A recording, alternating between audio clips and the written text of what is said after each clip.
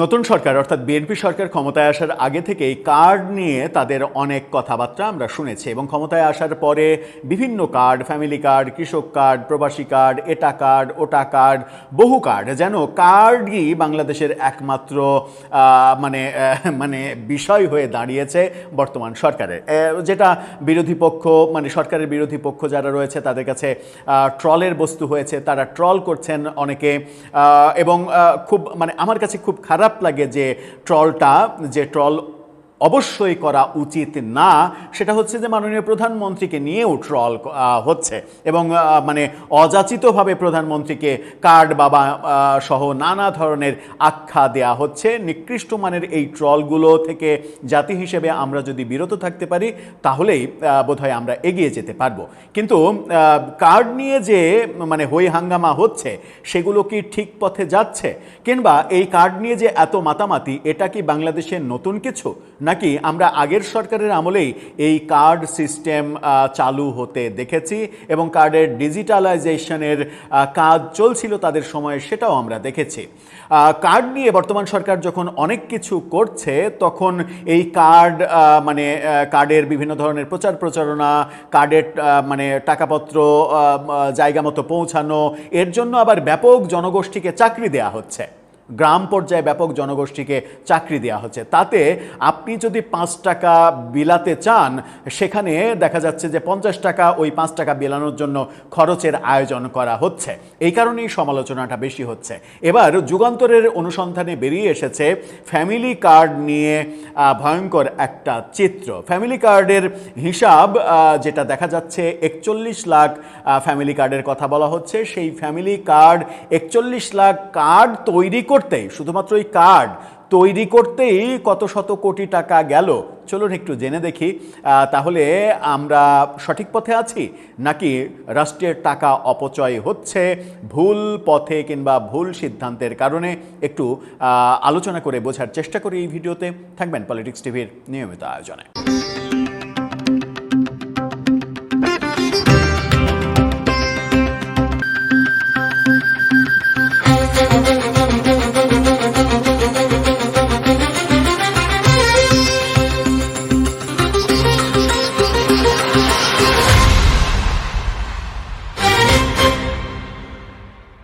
দর্শক, বলছিলাম ফ্যামিলি কার্ডের কথা। যুগান্তর বলছে 41 লাখ ফ্যামিলি কার্ডের মানে সিদ্ধান্ত হয়েছে এবং এই 41 লাখ ফ্যামিলি কার্ড তৈরি করতে 246 কোটি টাকার বেশি খরচ হচ্ছে শুধুমাত্র এই কার্ডগুলো। যে কার্ডটা মানে 3 ইঞ্চি যে কার্ডটা মানুষের কাছে হাতে হাতে মহিলাদের কিংবা যাদেরকে দেয়া হবে তাদেরকে পৌঁছানো হবে, সেই কার্ডটা তৈরি করতে 246 কোটি টাকা খরচ। মানে রীতিমতো মহাযজ্ঞ শুরু হয়েছে। কি বলছে যুগান্তর, তাদের শিরোনামটা দেখে নিন। সেখানে বলা হচ্ছে ফ্যামিলি কার্ডে নতুন হিসাব, 41 লাখ কার্ড বানাতেই ব্যয় 246 কোটি টাকা। আমরা হিসাব করে দেখেছি 246 কোটি টাকা যদি 41 লাখ কার্ড বানাতে খরচ হয়, তাহলে প্রতিটা আপনার হাতে যে কার্ডটা যাচ্ছে প্রতিটা কার্ডে খরচ 600 টাকা। আবারও বলছি, প্রতিটা কার্ডে খরচ 600 টাকা। কিন্তু উন্নত মানের যে কার্ড মানে চিপস সহ ডিজিটাল আইডি কার্ড যেগুলো পাঞ্চ করলে মেশিন সাড়া দেয়, সেই উন্নত মানের কার্ড আপনি যদি রাজধানীতে কাঁটাবন মার্কেটে বানাতে চান, তাহলে আপনি 1 পিস, 5 পিস, 10 পিস বানালেও আপনার সব মিলিয়ে ওই কার্ডে খরচ হবে, প্রিন্ট সহ খরচ হবে 40 থেকে 50 টাকা। আমি আবারও বলছি, কাঁটাবনে যদি 1 পিস উন্নত মানের কার্ড আপনি প্রিন্ট সহ, মাল্টি কালার বোথ সাইডে প্রিন্ট এবং ভেতরে চিপ সহ যেটা মেশিন রিডেবল কার্ড, সেই কার্ড আপনাকে তৈরি করতে হলে খরচ পড়বে 40 থেকে 50 টাকা। মানে এবং সেটা যদি আপনি 1 পিস, 5 পিস, 10 পিসও নেন, সেখানে সরকার 41 লাখ কার্ড তৈরি করছে। এই কার্ডের ভিতরে কি এমন প্রযুক্তি আছে যে সেই কার্ড 41 লাখ কার্ডের প্রজেক্টে প্রতিটা কার্ডে খরচ হচ্ছে 600 টাকা? কিভাবে? এবং 246 কোটি টাকা খরচ হচ্ছে কিভাবে? মানে খুব সহজে যারা বিজনেসম্যান, বিজনেসের হিসাব বোঝেন, তারা তো খুচরা এবং পাইকারি বোঝেন। খুচরাতে যদি আমি 40 থেকে 50 টাকায় পাই, তাহলে সেটা পাইকারিতে পাওয়ার কথা অর্ধেকের কম দামে। তাহলে এটা কি হচ্ছে? কি বলছে যুগান্তর?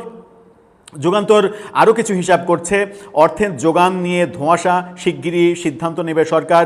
3 ব্যাংকের মাধ্যমে হিসাব পরিচালনার সিদ্ধান্ত সহ অনেক সিদ্ধান্ত তারা নিচ্ছে। ফ্যামিলি কার্ড কর্মসূচির প্রথম ধাপে 41 লাখ পরিবারের জন্য টাকা পেয়ে কার্ড তৈরিতে প্রায় 246 কোটি টাকা ব্যয় হবে। প্রতিটি কার্ড তৈরিতে ব্যয় ধরা হয়েছে 600 টাকা, যেটা বললাম।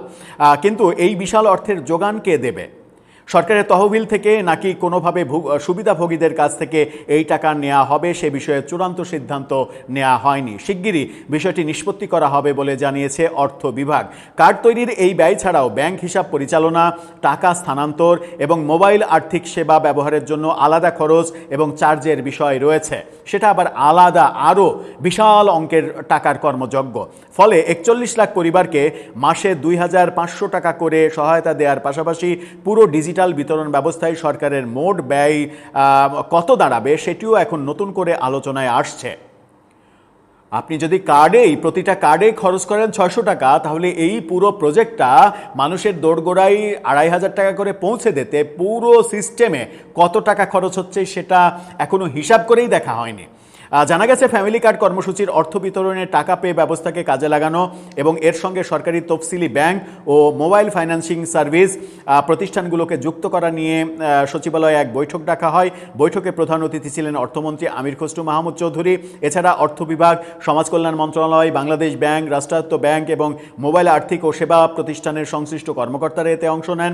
তবে বৈঠকে খরচের দায় নিয়ে কোনো সিদ্ধান্ত হয়নি। দায়িত্বশীল কর্মকর্তা যুগান্তরকে জানেন, প্রতিটি কার্ড তৈরি 600 টাকা খরচ সরকার নাকি অন্য কোনো মাধ্যমে নির্বাহ করা হবে তা সিদ্ধান্ত হয়নি। বিষয়টি নিয়ে সংশ্লিষ্ট সব পক্ষের মতামত নেওয়া হচ্ছে। পরবর্তী বৈঠকে এ বিষয়ে চূড়ান্ত সিদ্ধান্ত নেওয়া হবে।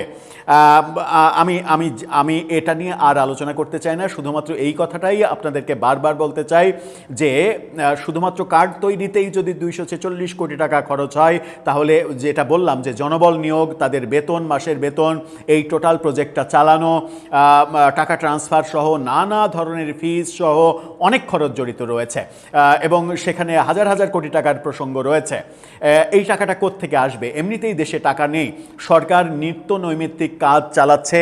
ডক্টর ইউনূস সরকারের মতোই ধারাবাহিক যে ব্যাপারগুলো দেখছি আমরা, ব্যাংক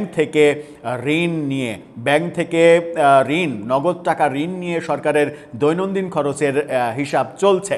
অর্থনীতির অবস্থা নাজুক, ব্যবসার অবস্থা নাজুক, বিদ্যুৎ এবং গ্যাসের কারণে দেশে উৎপাদন 50% কমে গেছে। এরকম অবস্থায় এই কর্মযজ্ঞটা কোথায় চলবে? আর সরকারের কাছে বিনীত অনুরোধ, 600 টাকা করে খরচ একটা কার্ড প্রতি যেটা ধরা হয়েছে, ধরে নিলাম ভ্যাট, ট্যাক্স, এটা ওটা সহ সব মিলায়ে যদি একটা কার্ডে 30 টাকা খরচ হওয়ার কথা থাকে, তাহলে সেটা 100 টাকাতে গেল, তাই বলে 600 টাকা? দর্শক, আপনার কাছে সেই প্রশ্ন, উত্তর জানিয়ে লিখতে পারেন আমাদের কমেন্ট বক্সে।